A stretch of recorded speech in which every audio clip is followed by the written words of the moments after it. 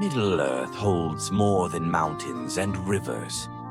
It carries the echoes of forgotten ages. I am your keeper of ancient knowledge, sharing the deeper lore that illuminates even the darkest mysteries. Welcome to the Untold Stories. In the days when the shadow of Mordor stretched long across the lands of Middle-earth, and the white tree of Gondor stood yet in the court of the fountain, though its blossoms had long since failed, there came a darkness upon the northern reaches that spoke not of storm clouds gathering, but of fell purposes stirring in the wilderness.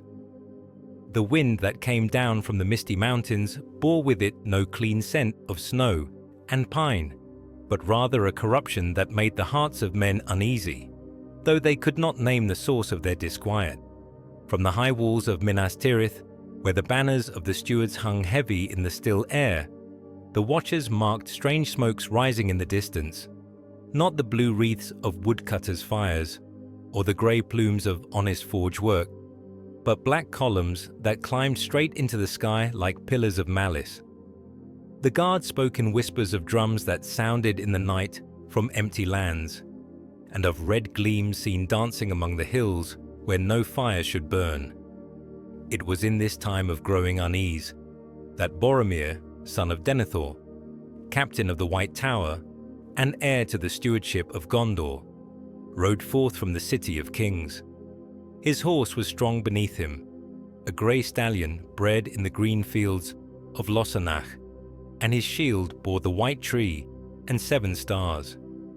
Yet for all his noble bearing and the trust that his father had placed in him, there was a weight upon his heart that no amount of honour or duty could lift. The great horn of Gondor hung at his side, that horn which his forefathers had borne into battle, since the days when Gil-galad yet ruled in Lindon and the Númenóreans sailed the wide waters under white sails. Its voice had sounded across many a field where the servants of darkness fell before the swords of the Dúnedain, and its call had summoned aid in the darkest hours. Yet now, as Boromir rode through the grey morning toward the borders of his realm, he felt as though he carried not a horn of victory, but a bell that would toll for deeds yet undone. Behind him, the white walls of Minas Tirith rose like a great ship's prow against the dawn, and the tower of Ecthelion caught the first light of the sun, like a beacon kindled for those who had lost their way. But before him lay the wild lands beyond the river, where the people of Gondor seldom ventured, and where old shadows walked that had no names in the common tongue. The road wound down through the Pelennor fields, past farmsteads where good folk tended their crops and raised their children in the peace that Gondor's strength had bought with blood and steel. Yet even here, in the heart of the realm's protection, Boromir could sense the change that had come upon the world. The farmers looked off toward the north with troubled eyes, and their dogs would not settle but paced restlessly, whining at sounds that mortal ears could not detect. Thus began the last riding of Boromir of Gondor, though he knew it not, into the lands where shadow dwelt, and honor would be tested in the crucible of sacrifice. 3 days Boromir rode northward from the White City, following paths that grew ever more narrow and wild as they wound their way into the forgotten reaches of Ithilien. Here, in the Garden of Gondor, as it was once called, the trees grew thick and strange, and flowers bloomed that had no names in the tongues of men.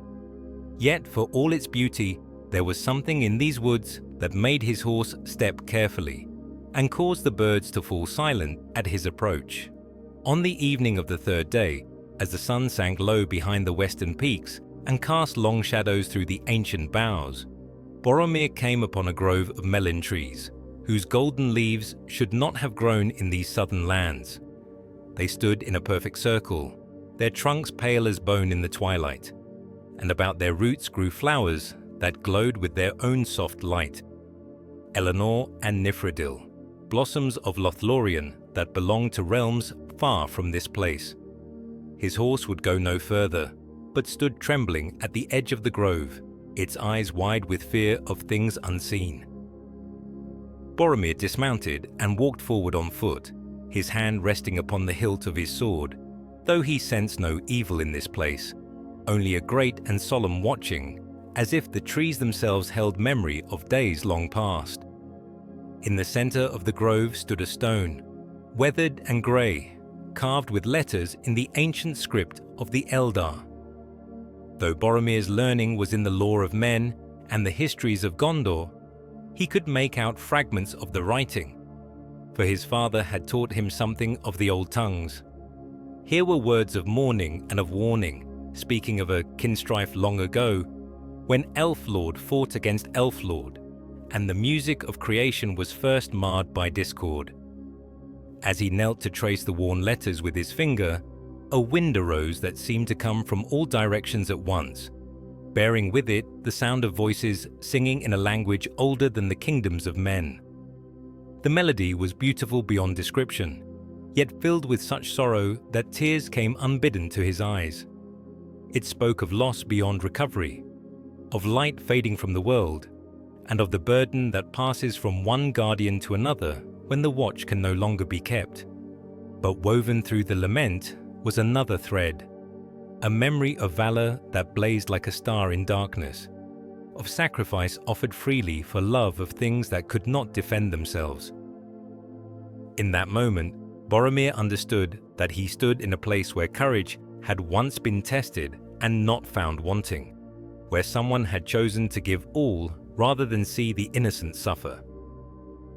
The song faded as the last light died in the west, but its echo remained in his heart like an ember that would not be quenched.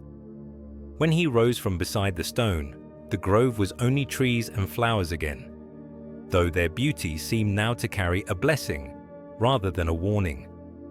That night, as he made his camp beyond the circle of Melon, Boromir dreamed of eagles flying southward and of a voice that called his name across vast distances.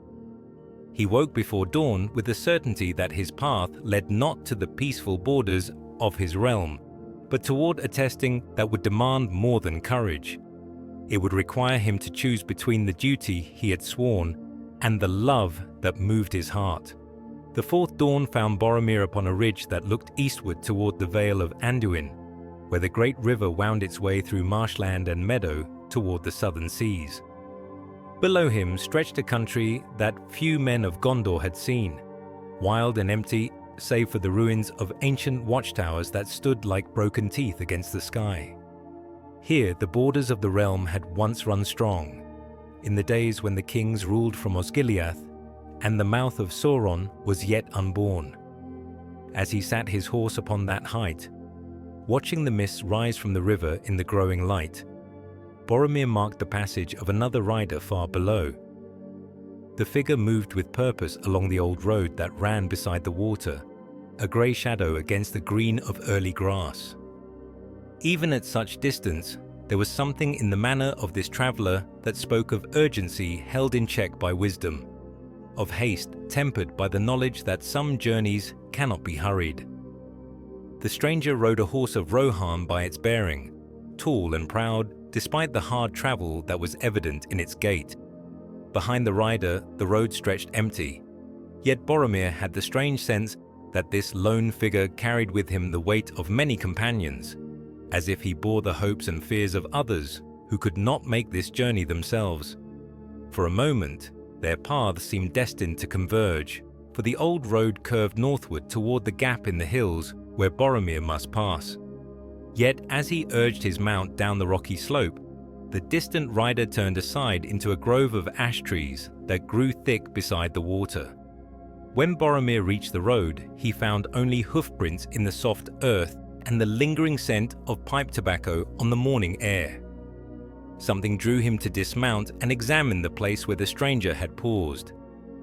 There, beneath a great ash tree, whose roots drank deep from the river, he found signs that told a tale of their own.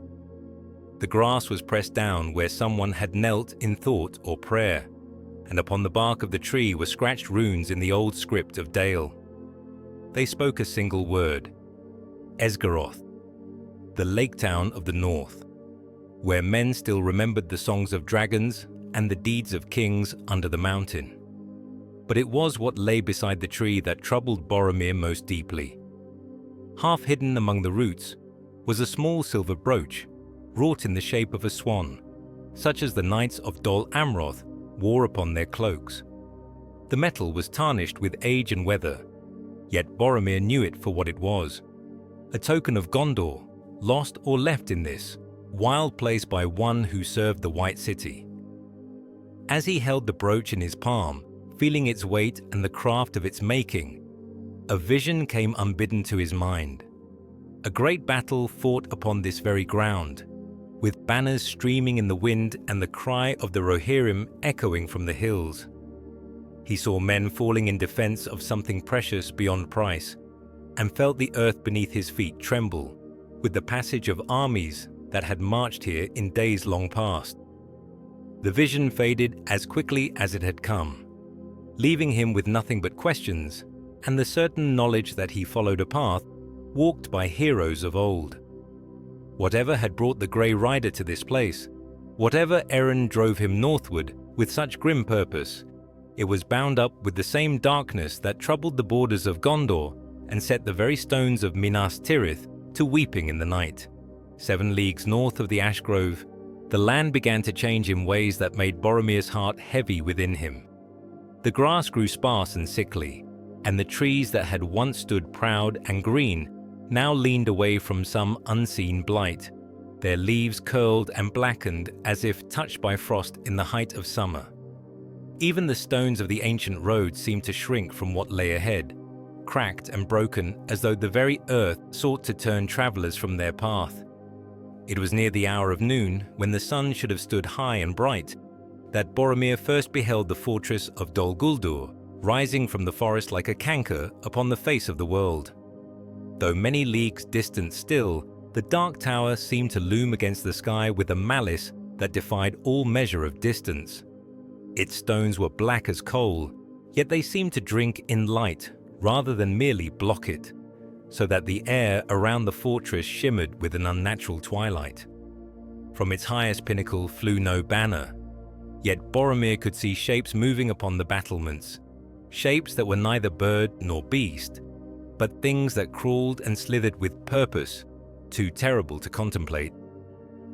Even as he watched, a great shadow passed across the face of the sun, though no cloud was visible in the pale sky above. The temperature dropped as though winter had come in an instant, and his breath misted before his face.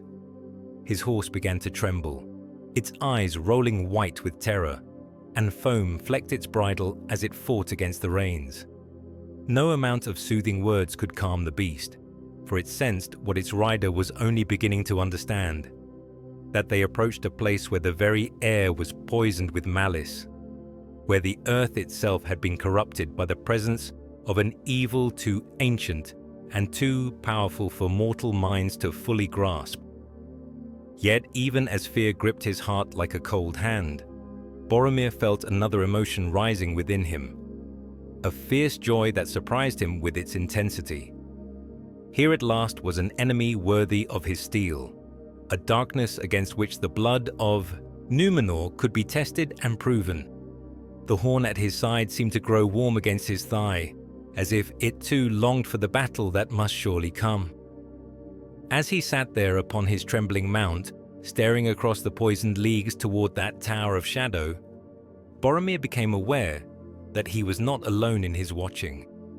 From the ruined watchtowers of Gondor, from hidden camps of rangers who guarded the borders in secret, from places where the light of the west still burned however dimly, he could feel the eyes of his people turn toward that same dark fortress, waiting for some sign of hope or despair. The wind that came from Dol Guldur carried with it the sound of machinery grinding in the depths below and the distant clamor of forges where weapons were made for war. But it carried something else as well, a voice that seemed to whisper his name, calling him forward into the darkness with promises of power and glory that made his blood sing even as his spirit recoiled in disgust.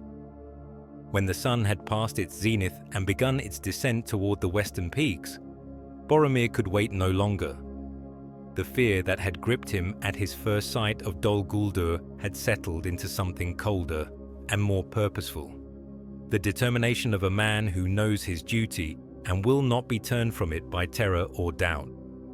He left his horse tied to an ancient oak that stood at the forest's edge, its roots deep enough to find clean water far below the tainted ground. The path into the dark woods was narrow and overgrown, choked with thorns that caught at his cloak, and roots that seemed to writhe beneath his feet. Here no bird sang, and no insect hummed among the twisted branches. The very air hung thick and stagnant, as if it had not stirred for 1,000 years. Each step forward required an effort of will, for the forest itself seemed to press against him with the weight of accumulated malice. The trees grew stranger as he penetrated deeper into their midst. Some were bent and gnarled as if in constant pain, their bark weeping a dark sap that reeked of corruption. Others had grown to impossible heights, their tops lost in a canopy so thick that only the faintest glimmer of daylight filtered through. Most disturbing of all were the trees that had been carved with symbols, runes of binding and torment that hurt the eyes to look upon and made the air around them thrum with barely contained power. In a clearing where 5 paths met, Boromir came upon the first sign of those who had dwelt in this place before the shadow fell upon it. A fountain stood at the center of the space, its basin carved from white stone that had once been fair to look upon. Now the water that bubbled up from its depths ran black as ink, and around its rim were set the skulls of men and elves, yellowed with age and grinning with empty sockets. Yet it was not the fountain that made him pause, but the figure that sat beside it on a throne, hewn from a single block of obsidian. At first glance, it appeared to be a statue, a king or great lord carved with such skill that it seemed almost to breathe. But as Boromir drew closer, he saw that this was no work of art, but a man who had once lived and ruled, and perhaps even loved, now held in thrall to a power beyond death. The figure's eyes opened as Boromir approached, pale as winter frost, yet burning with an inner fire that spoke of torments beyond description. When it spoke, its voice was like wind through a charnel house, dry and hollow yet filled with an authority that made the very ground tremble. "Why comes the son of Denethor to this place of shadow?" it asked, and though its lips barely moved, the words echoed through the clearing as if spoken by a multitude. Does he seek power? Does he come to bargain with the servants of the Dark Lord? Or does he simply wish to die as his fathers died? Nobly, pointlessly, forgotten. Boromir's hand moved to the hilt of his sword, but even as his fingers closed around the grip, he felt the strength drain from his arm. The blade was still sharp, the steel still true. But here in this place of endings, what use was mortal metal against the corruption that had taken root in the very stones beneath his feet? The figure upon the obsidian throne raised one skeletal hand, and at his gesture, torches flared to life around the clearing's edge, casting dancing shadows that seemed to move with malevolent purpose. In their flickering light, Boromir could see more clearly the true horror of what sat before him. The being had once been a man, tall and proud, with the bearing of nobility still visible beneath the corruption that had claimed him. A crown of black iron rested upon his brow, set with gems that gleamed like captured stars, and robes that had once been white now hung about his frame in tatters. "I see you know me not," the figure said, and there was bitter amusement in its voice. "Yet your fathers served mine, in the days when Osgiliath stood proud, and the tree yet bloomed in the court of kings. I am Castamir the usurper, and though I died in the kinstrife of old, death has not released me from my obligations." Boromir felt his blood chill at the name, for every child of Gondor knew the tale of Castamir the usurper, he who had slain King Aldamir and plunged the realm into civil war. Yet here he sat, neither alive nor dead, bound by chains that were not of iron, but of darker make. "You wonder how I come to be in this place," Castamir continued, his pale eyes fixed upon Boromir's face with an intensity that made it hard to think clearly. When the Corsairs cut me down at the Battle of the Crossings, I thought to find rest at last from the burden of kingship. But the Dark Lord has need of servants who understand the weaknesses of Gondor. And so I was brought here, to Dol Guldur, to serve in ways I had never imagined. The dead king gestured toward the fortress that loomed above them, its black towers reaching toward a sky that seemed forever locked in twilight. There, in the pits beneath the earth, I have labored for more years than mortal minds can reckon. I have helped to forge the weapons that will break the walls of Minas Tirith, and I have whispered secrets to the Nazgul that will turn the very stones of the White City against its defenders. All this have I done, not from malice, but because I cannot do otherwise. Yet you have come, Castamir said, and now his voice carried a note of something that might have been hope, if hope could exist in such a place. You have come as your fathers came before you, seeking to do battle with the darkness. Tell me, son of Denethor, when you look upon what I have become, do you see your own fate written in the shadows? Boromir found his voice at last, though it came out as barely more than a whisper. I see a king who chose the wrong path, he said. I see a man who let pride and ambition lead him into servitude worse than death.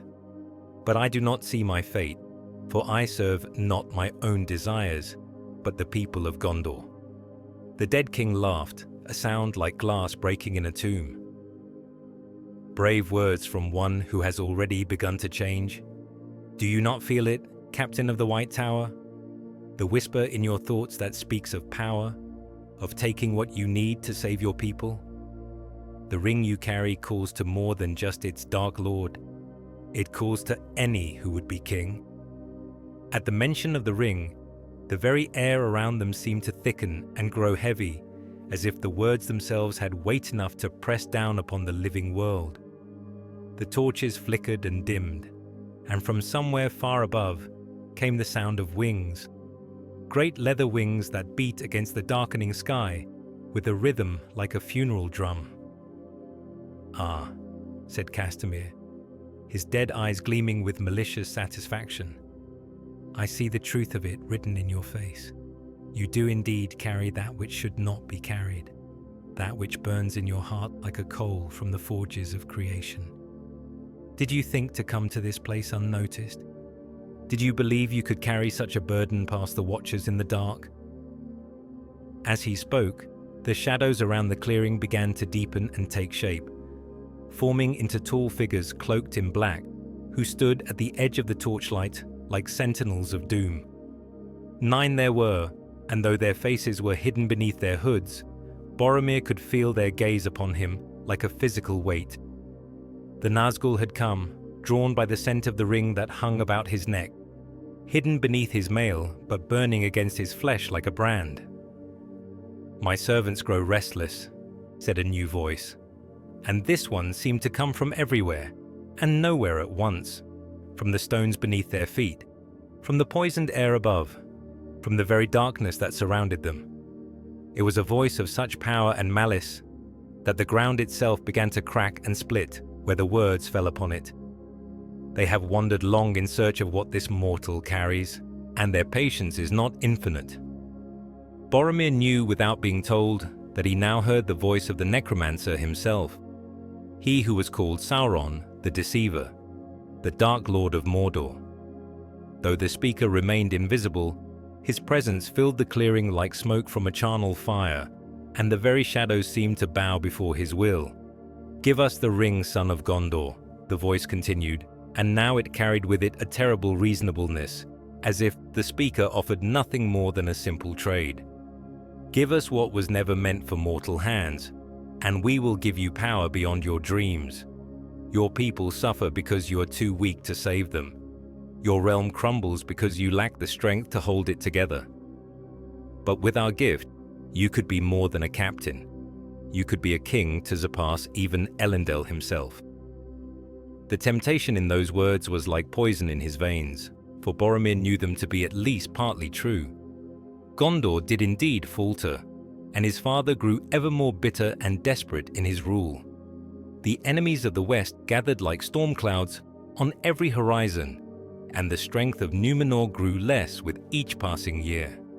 If he had the power to change all that, to restore his realm to its former glory.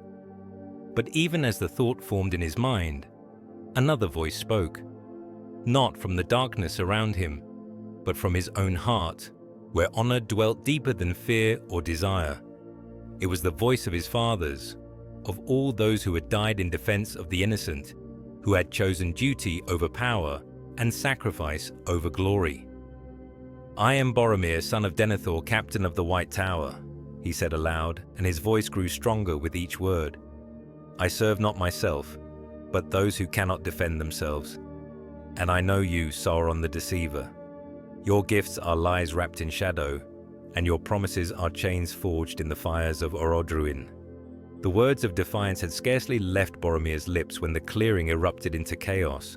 The Nazgul moved with terrible swiftness, their black robes billowing like storm clouds as they closed in from all sides.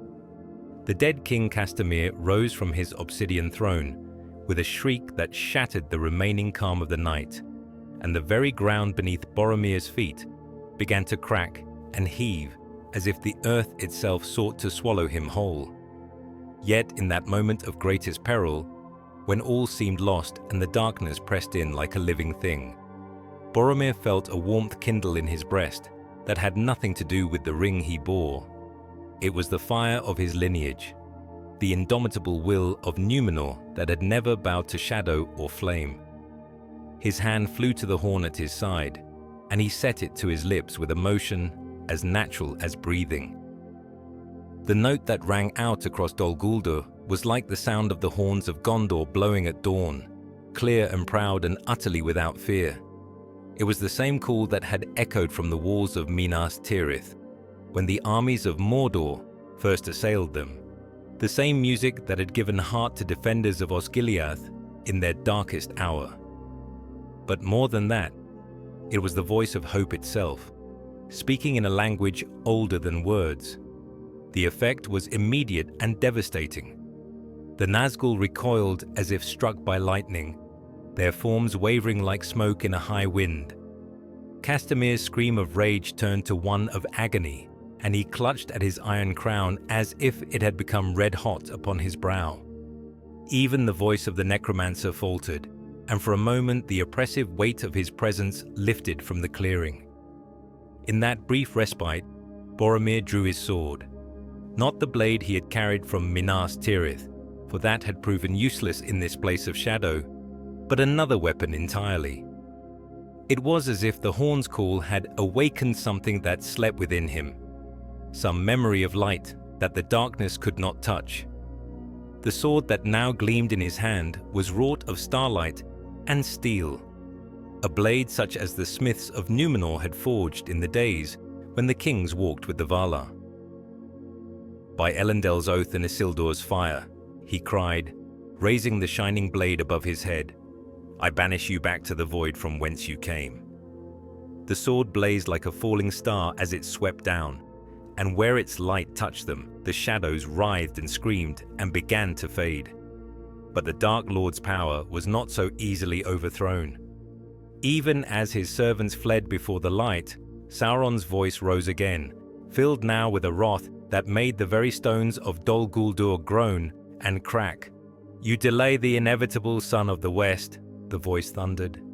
"The ring will come to me in the end, and when it does, all your valor will avail you nothing. I will remember this defiance, Boromir of Gondor, and I will repay it 1,000-fold." The clearing began to dissolve around them like a scene painted on mist, and Boromir felt himself falling through layers of shadow and time. The last thing he saw was Castamir's face, twisted with rage and envy, but touched also with something that might have been respect. When consciousness returned to Boromir, he found himself lying beneath stars that seemed strangely bright and clean after the poisoned air of Dol Guldur. He was no longer in the Forest of Shadow, but upon a hill overlooking the Vale of Anduin, and the fortress of evil was nowhere to be seen. For a moment, he wondered if the entire experience had been nothing more than a fevered dream brought on by too many days of hard riding. But the horn at his side was warm to the touch, and when he examined his sword, he found it scored with marks that could only have come from battle with creatures of shadow. More telling still was the presence that he sensed watching him from the darkness. Not malevolent now, but patient and wise, like an old friend waiting for the proper moment to reveal himself.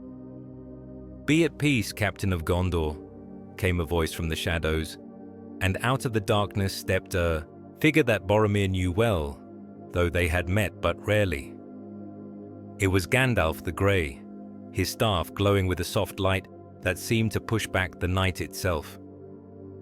"You have done more this day than you know, and the consequences of your choice will echo through the years to come." "Mithrandir," Boromir said, struggling to rise despite the weariness that seemed to have settled into his very bones. "How came you to be here? And what was that place? Was it real, or some trick of the enemy?" The wizard's eyes were kind but grave as he helped Boromir to his feet. "Real enough, though not in the way that mortal men understand reality. Dol Guldur exists in many places at once, in the waking world, in the realm of dreams, and in the spaces between thought and deed, where the future is decided. You were drawn there because the ring you bear calls to its master across all boundaries of time and space." Boromir's hand moved instinctively to his chest, where the weight of the ring seemed heavier than ever before. "Then it is true what he said, that it calls to any who would be king. I felt its whisper, Gandalf, promising me power enough to save my people. How can I bear such a burden without being consumed by it?" "By remembering what you remembered in that dark place," Gandalf replied. "That true strength lies not in power over others, but in the willingness to sacrifice oneself for their sake. The ring promises easy answers to hard questions, but such answers always come at a price too great to pay." They stood together in the starlight, the old wizard and the young captain, and between them passed an understanding that needed no words. Both knew that the war now beginning would demand more of them than they had ever given before. Both understood that the choices made in the coming days would determine not just the fate of Gondor, but of all the free peoples of Middle-earth. "What must I do?" Boromir asked at last, and there was no pride in the question, only the honest desire of a man who has seen his limitations and accepted them. "You must trust," Gandalf answered simply. "Trust in your friends, trust in your duty, and above all, trust that even the smallest among us can change the course of history when they act with courage and love." 3 days passed before Boromir felt strong enough to travel, and in that time Gandalf spoke to him of many things, of the growing power of Mordor, of the weakness that gnawed at the heart of Gondor, and of the plans that even now were being set in motion to counter the enemy's advance. They sat by their small fire as the wizard spoke, watching the smoke rise straight into the still air, and Boromir began to understand that his encounter at Dol Guldur had been but the first movement in a symphony of war that would soon engulf all of Middle-earth. "The ring must be destroyed," Gandalf said, his voice heavy with the weight of necessity. "Not wielded, not hidden, not bargained with, destroyed utterly in the fires where it was made. Any other course leads only to defeat, no matter how glorious it might seem in the beginning." "Yet how can so great a task be accomplished?" Boromir asked.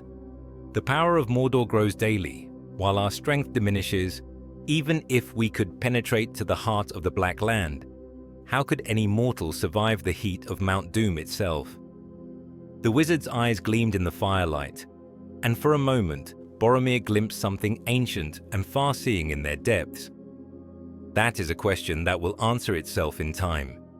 For now, it is enough that you understand the truth, that victory cannot be won by strength of arms alone, but only through sacrifice willingly given." On the morning of the fourth day, they parted ways at a crossroads, where the Old North Road met the path that led down to the Vale of Anduin. Gandalf turned his horse toward the misty mountains, bound on an errand that he would not name, while Boromir took the southern way that would carry him back toward the borders of his realm. But before they separated, the wizard gave him counsel that would prove more precious than any weapon or armor. "When the time comes for choosing," Gandalf said, "remember that the fate of the small is often greater than the fate of the great. Do not despise the weak, for they may accomplish what the mighty cannot. And above all, remember that love is stronger than fear, and hope more enduring than despair." As Boromir rode south through the green lands of Rohan, he found his thoughts turning ever northward to the distant halls of Erebor, where Dain Ironfoot ruled the dwarves, and to the grey walls of Dale, where men still sang the songs of Bard the Bowman. If war was indeed coming, and after what he had seen in Dol Guldur, he no longer doubted it, then Gondor would need every ally she could find. The road wound through pleasant valleys, where sheep grazed on hillsides dotted with wildflowers, and past farmsteads, where honest folk tended their crops in peace. It was hard to believe that such tranquil scenes might soon be scarred by the passage of armies. Yet Boromir knew that war spared neither the innocent nor the beautiful. Indeed, it was often these very things that suffered most when the darkness was unleashed upon the world. Near sunset on the seventh day of his journey, he came upon a company of Rohirrim riding hard toward the north, their horses lathered with sweat and their faces grim with purpose. Their leader was a man Boromir knew by sight, Éomer, nephew to King Theoden, who served as third marshal of the Mark. The meeting with Éomer brought news that chilled Boromir's heart, for the marshal spoke of strange tidings from the north, of fires burning where no fires should be, of drums heard in the deep places of the earth, and of creatures stirring that had long slumbered in the darkness beneath the mountains. The orcs were moving again, and with them came wolves and worse things that had no names in the tongues of men. "My uncle the king grows old," Éomer said as they sat together beside the road, sharing bread and ale while their horses rested. "The voice of Wormtongue whispers ever in his ear, and the strength goes out of his arm day by day. Yet even if he were young again, I fear the Mark alone cannot stand against what comes from the north." They spoke long into the night of alliances and strategies, of the need for the free peoples to stand together against the growing shadow. But when dawn came, and they prepared to part ways, Éomer riding north to Edoras, Boromir continuing south toward Gondor, the marshal's parting words stayed with him long after the sound of hoofbeats had faded. "There was another who passed this way not long ago," Éomer had said, "a grey rider on a horse of Rohan, riding as if all the hounds of hell pursued him. My riders spoke with him briefly, and he told them a strange tale of a halfling in the Shire who had been chosen for a task greater than his stature, and of a wizard who believed that the small could accomplish what the great could not." The words stirred a memory in Boromir's mind, for he had heard such talk before, in the halls of his father, where the wise came to take counsel. There was indeed a halfling in the Shire, one Bilbo Baggins, who had long ago travelled with dwarves to the Lonely Mountain, and returned with tales so strange that few believed them. Yet Gandalf had spoken often of this Baggins, and always with a respect that seemed out of proportion to the creature's size and apparent significance. As Boromir rode through the afternoon, following the road that would take him back to the white walls of Minas Tirith, he found his thoughts turning to that distant land of the Shire, where hobbits dwelt in peace and plenty, far from the cares and sorrows of the greater world. It seemed impossible that such folk could have any part to play in the great struggle that was coming. Yet Gandalf's words echoed in his memory. "Do not despise the weak, for they may accomplish what the mighty cannot." The sun was sinking toward the western horizon when Boromir came at last to a hill from which he could see the tower of Ecthelion, rising like a white flame against the darkening sky. Home lay before him, but somehow it seemed smaller than when he had left it, less permanent and secure. The shadow of Dol Guldur still lay upon his spirit, and he knew with a certainty that troubled his sleep that great changes were coming to the world.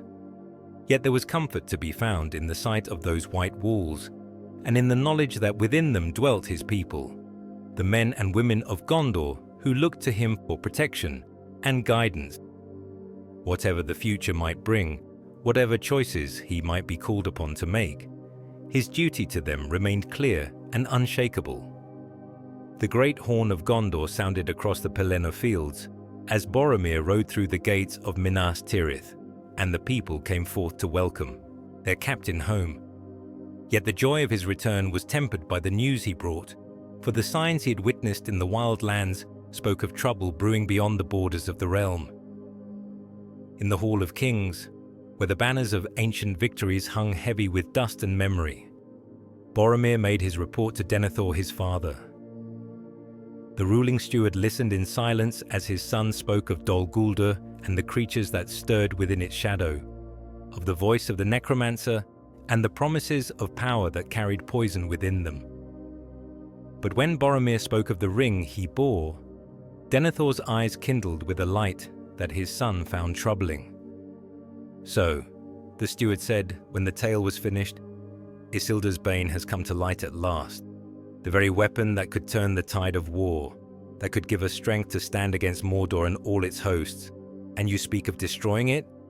It cannot be wielded, father," Boromir replied, though he felt the familiar tug of temptation even as he spoke the words. Gandalf made that clear. To use the ring is to become a servant of its true master, no matter how noble one's intentions might be. But Denethor's mind was already turning toward other possibilities.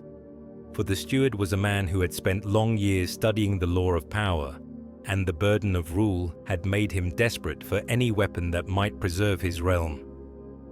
They spoke far into the night, father and son, and though no resolution was reached, Boromir could see that the seed of conflict had been planted between them.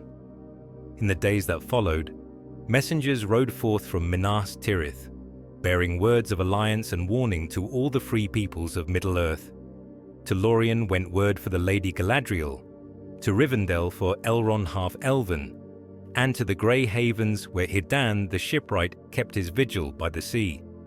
Each message spoke of the growing darkness and the need for counsel among those who would stand against it. But it was the message that rode north toward the lonely mountain that carried the most specific purpose, for it bore an invitation from Denethor himself to dine Ironfoot, king under the mountain. The letter spoke of old alliances and mutual aid, but its true purpose was to sound out the dwarves on a matter of utmost secrecy, the location of certain maps and keys that might prove useful in the war to come. Boromir watched these preparations with growing unease, for he sensed that his father's plans reached beyond mere defense of the realm. There was a hunger in Denethor's eyes when he spoke of the ring, a yearning for power that reminded Boromir uncomfortably of the whispers he had heard in the darkness of Dol Guldur. Yet duty bound him to obey, and so when his father commanded him to ready a small company for a secret mission to the north, Boromir gathered his most trusted men and prepared for another journey into the wild.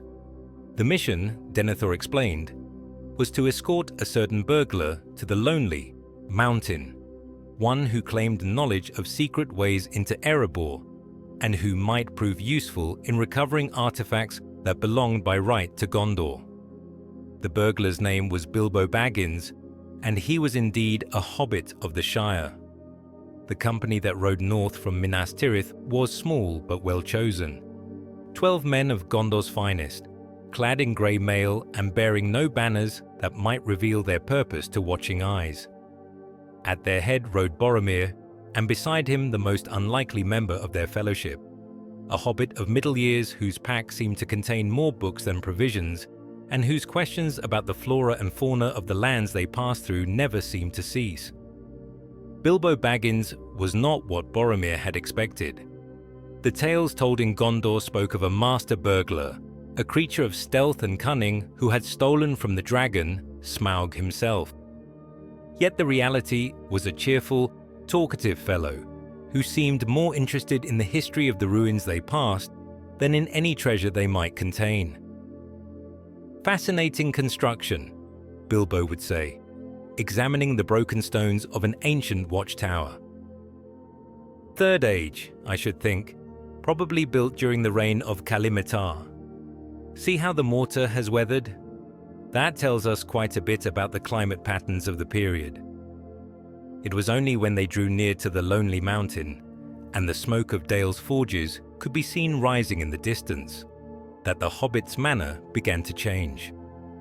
His steps grew more purposeful, his eyes more alert, and Boromir began to glimpse something of the adventurer who had once walked in the halls of Erebor when they still echoed with the dragon's voice.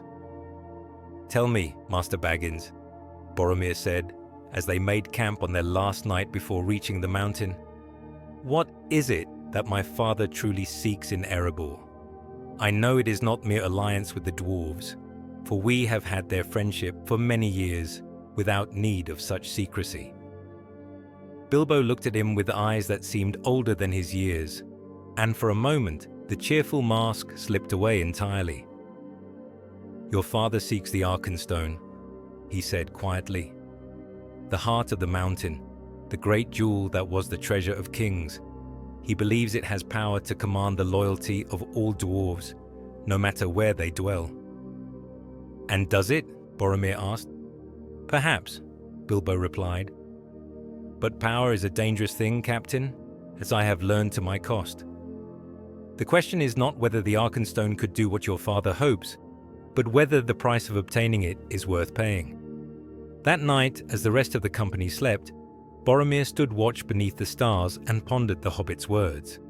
Somewhere in the darkness ahead lay the halls of Erebor, where Dain Ironfoot ruled over treasures beyond counting. Somewhere in those same halls, if Bilbo spoke truly, lay a jewel that might sway the loyalty of every dwarf lord from the Blue Mountains to the Sea of Rhûn. But even as he thought of such power, Boromir remembered the voice he had heard in Dol Guldur, promising him dominion over all who opposed him. The memory made him shudder, for he began to understand that there were many paths to corruption, and not all of them led through rings of gold. When morning came, they saw smoke rising from the lonely mountain itself. Not the honest smoke of forges and hearths, but black columns that spoke of fire unleashed in anger. Even at a distance of many leagues, they could hear the sound that made every dwarf heart quicken with fear and rage, the roar of Smaug the Mighty, last of the great fire drakes of the north. The dragon had awakened. The news that reached them as they approached the gates of Dale was dire beyond all expectation. Smaug had indeed stirred from his long sleep, but not in response to any attempt at burglary or theft. The dragon's rage had been kindled by something far more ominous. Reports of armies moving in the north, of goblins descending from the misty mountains in numbers not seen since the Battle of 5 Armies, and of shadows gathering in places where even dragons feared to look. "The old alliances are stirring," said Bard the bowman, who met them at the gates with a face grim as Winterstone. "But so too are the old enmities. Word has come from the Iron Hills that orc hosts march toward Erebor, seeking not gold but the destruction of all who dwell in friendship with the West." In the great hall of Dale, where the tapestries told the tale of the dragon's first defeat, the leaders of the free peoples gathered in council. Dain Ironfoot had come down from the mountain with a guard of his finest warriors, their axes sharp and their beards braided for battle. With them came representatives of the woodland realm, elves of the court of Thranduil, who spoke of shadows moving in Mirkwood and of spiders growing bold in the darkness beneath the trees. But it was the news brought by a company of ravens that chilled every heart in that assembly. The birds spoke in the ancient tongue of Dale, which few now remembered, yet their message was clear enough.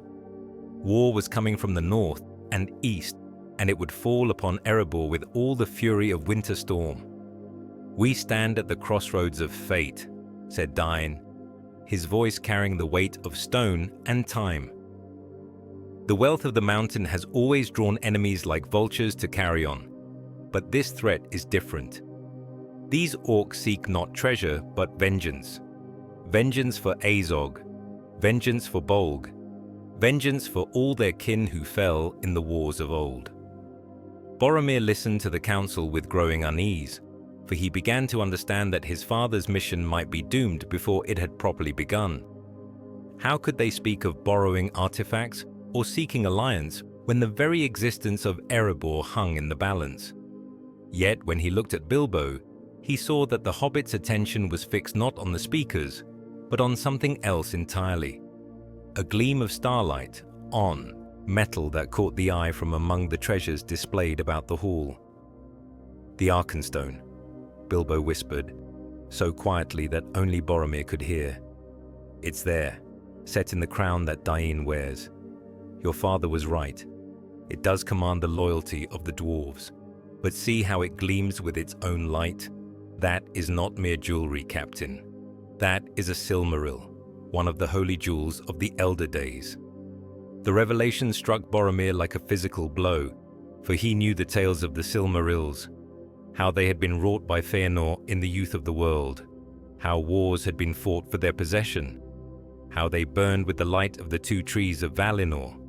If such a thing rested indeed in the crown of the Dwarf King, then Denethor's desire for it took on a significance that reached far beyond the borders of Middle-earth.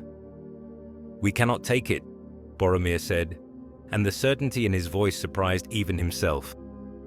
"Whatever my father's commands, whatever need Gondor might have, we cannot rob the dwarves of such a treasure while they face extinction." Bilbo nodded slowly, and in his eyes was a relief that spoke of long-carried burdens finally set down. "I was afraid you might not see it that way," he said. "Your father can be persuasive when he sets his mind on something." The Battle of Erebor, when it came, was unlike any conflict that had been fought beneath the lonely mountain since the days when Smaug first claimed it for his own. The orc host that descended from the north came not in the chaotic rush that marked most goblin warfare, but in ordered ranks that spoke of fell intelligence guiding their movements. At their head rode creatures that had not been seen in Middle-earth for many years. Great wolves the size of horses, and trolls whose hide was like armor, and things that flew on leathery wings through the darkness above the battle. Boromir fought that day with a fury that surprised even his own men, for the sight of such organized evil kindled in him a wrath that had been building since his encounter at Dol Guldur. The sword that blazed in his hand was the same weapon that had driven back the Nazgul in that place of shadow, and its light carved through the ranks of orcs like a flame through dry grass. Beside him fought the dwarves of Erebor, their axes singing the ancient songs of their people as they rose and fell in deadly rhythm. Dain himself was in the thick of the fighting, the Arkenstone in his crown blazing like a star as he called his people to ever greater deeds of valor. The elves of the woodland realm danced through the battle with a grace that was terrible to behold, their swords finding every gap in armor, every weakness in the enemy's line. But it was Bilbo Baggins who proved the true surprise of that long day.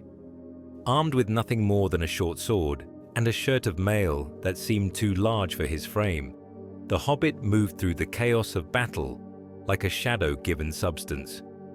He appeared where he was needed most, cutting the bonds of prisoners, leading lost companies back to their lines, carrying water to the wounded with a courage that put many larger warriors to shame.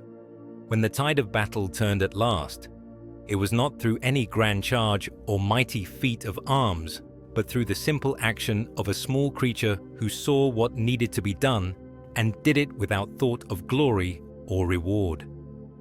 Bilbo had noticed that the orc commanders were using horn calls to coordinate their attacks, and with the stealth that had once served him in the halls of the dragon, he crept behind enemy lines and silenced the horn bearers one by one. Without their signals, the Orc host began to falter and break apart, their coordination dissolving into the chaos that was their natural state. The forces of the Free Peoples pressed their advantage, and before the sun had set, the field belonged to the defenders of Erebor. Yet victory came at a cost that sobered even the jubilant dwarves. Many good warriors had fallen that day, and the very fact that the enemy had been able to mount such an assault spoke of greater threats gathering in the darkness. As the survivors tended their wounded and honored their dead, messengers arrived from the south with news that chilled every heart. Minas Tirith was under siege, and the armies of Mordor pressed hard against the walls of the White City. "Your place is with your people," Dain said to Boromir as they stood together on the field of victory, watching the funeral pyres burn against the night sky. "But know that the friendship between Erebor and Gondor is stronger now than it has ever been. When your need is greatest, the dwarves will not forget this day." Boromir accepted the king's words with gratitude, but in his heart he wondered if any of them would live to see the outcome of the greater war that was now beginning. The ride south from Erebor was the longest of Boromir's life, for every league that passed beneath his horse's hooves brought news of fresh disasters. The beacons of Gondor were burning from Amon Hen to Eilenach, calling for aid that might never come. Rohan was beset by enemies of its own, for Saruman the White had revealed his treachery at last, and Isengard poured forth its hosts to ravage the mark. Of his original company, only half remained, for some had chosen to stay at Erebor to help defend the mountain, while others had ridden west to bring word of the victory to the scattered forces of the Free Peoples. Bilbo had parted from them at the borders of Mirkwood, choosing to return to the Shire by paths known only to himself, though not before giving Boromir a gift that would prove more precious than any treasure of Erebor. "This belonged to my cousin," the hobbit had said, pressing a small bundle into Boromir's hands. "Frodo Baggins, who has undertaken a journey from which he may never return. I thought you might understand what it means to carry such a burden." The bundle contained a shirt of mail made from mithril, light as silk yet strong as steel, and a letter written in a hand that spoke of youth and innocence facing trials too great for mortal comprehension. Reading those words, Boromir had finally understood what Gandalf had meant when he spoke of the small accomplishing what the great could not. Somewhere in the darkness beyond the borders of the known world, a hobbit barely come to his majority was walking toward Mount Doom with the One Ring in his keeping. The very thought should have filled Boromir with despair, for how could such a creature succeed where mighty warriors had failed? Yet instead, he found himself filled with a hope that had no rational foundation. The hope that love and loyalty might indeed prove stronger than power and pride.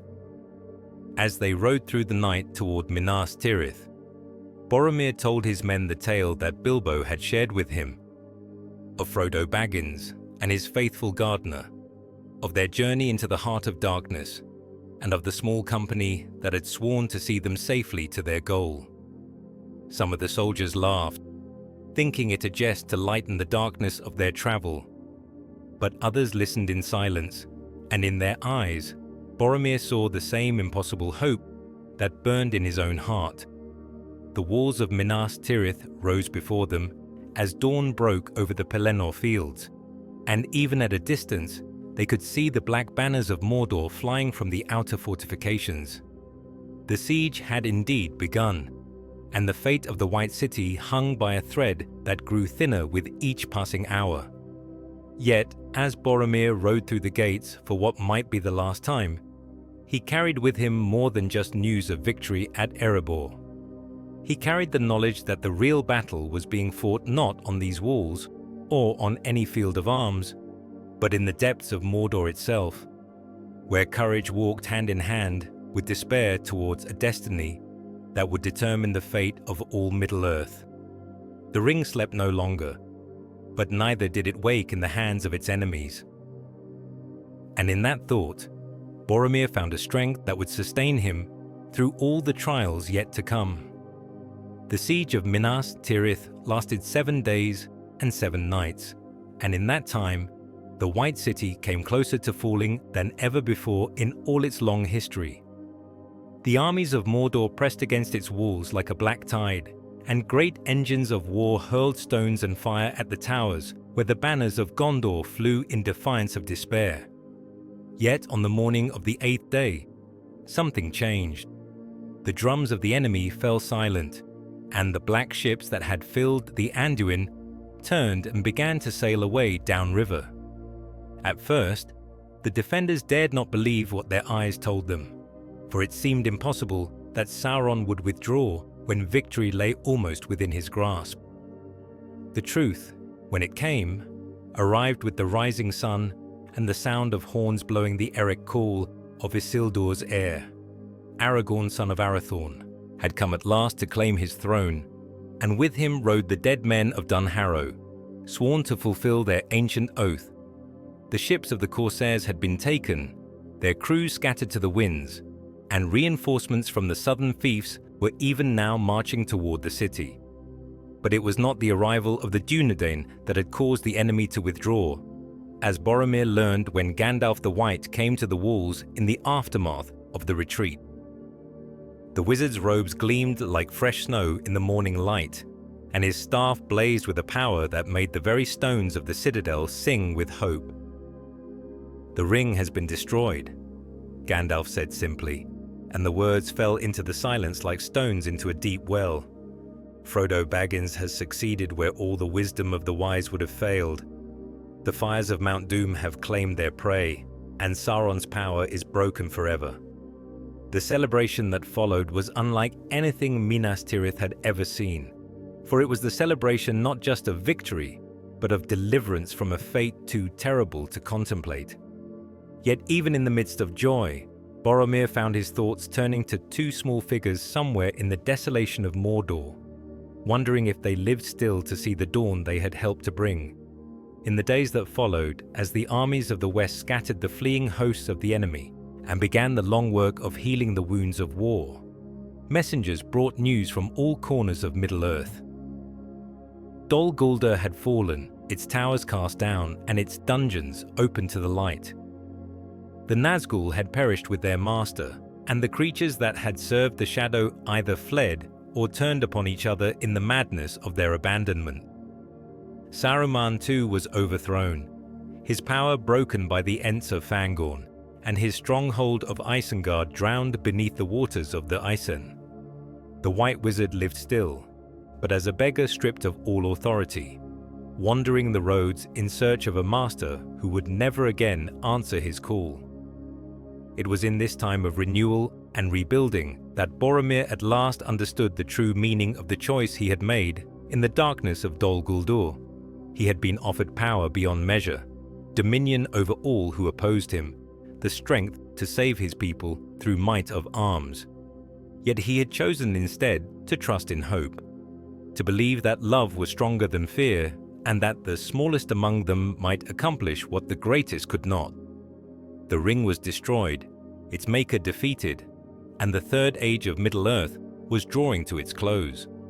But the Fourth Age would belong to men, and it would be built not on power taken by force, but on sacrifice freely given and hope courageously maintained.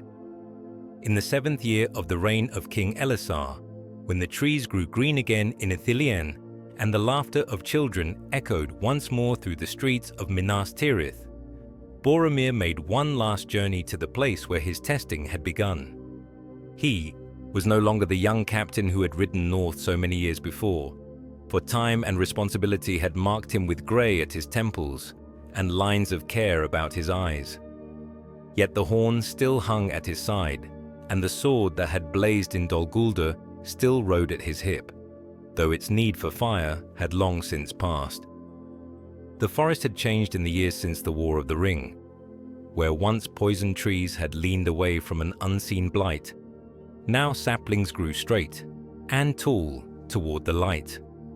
The thorns that had caught at travelers' cloaks were gone, replaced by flowers that bloomed without malice, and paths that led toward beauty rather than despair.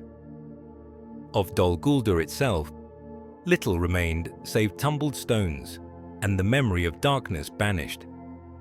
Vines grew over the broken walls, and birds nested where once the Nazgul had kept their watch. Nature had reclaimed what malice had corrupted, and the very air seemed to sing with the joy of clean wind and honest rain. Yet it was not to view the ruins that Boromir had come, but to visit a small mound that had been raised beside the clear stream that now ran where once a poisoned fountain had stood. There, beneath a simple stone that bore no carving, save a single word, "Faithful," lay Sam Gamgee, the gardener who had carried his master to the very fires of Mount Doom and brought him home again when the task was done. Frodo Baggins had sailed from the Grey Havens 3 years past, his spirit too wounded by the burden he had borne to find healing in Middle-earth. But Sam had lived to see his children grow and his gardens bloom, to serve as mayor of Hobbiton, and to keep alive the memory of the courage that had saved the world. "You were right, my friend," Boromir said to the silent stone, laying upon it a sprig of athelas that he had brought from the houses of healing. The smallest hands indeed proved the strongest, and the greatest hearts beat in the humblest breasts. As he stood there in the peace of that green place, Boromir reflected on all that had passed since that day when he first felt the weight of the ring against his heart.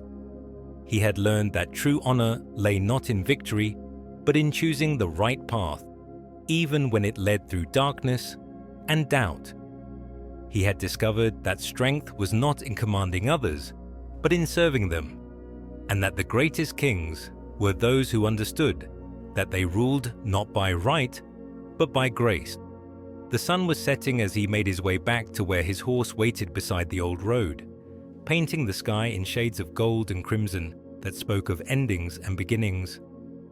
Somewhere to the south, the white tree bloomed in the court of the fountain, its flowers white as hope and fragrant as promise.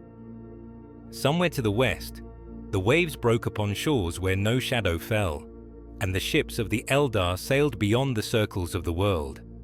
And somewhere in between, in the green lands of Middle-earth, where mortals dwelt and loved and died and were remembered, small hands tended gardens, and simple hearts kept faith with the light, for this was the victory that mattered most, not the defeat of darkness, but the preservation of that which made the light worth defending. Thus ended the tale of Boromir's honor, though the echo of his choice would sound through all the years that followed, as long as memory endured and courage found a place to dwell in the hearts of those who came after. Here ends the tale of Boromir's honor, the captain of Gondor's final battle against the Uruk-hai, as it was written in the Red Book of Westmarch and preserved in the libraries of Minas Tirith for all the days of the kings.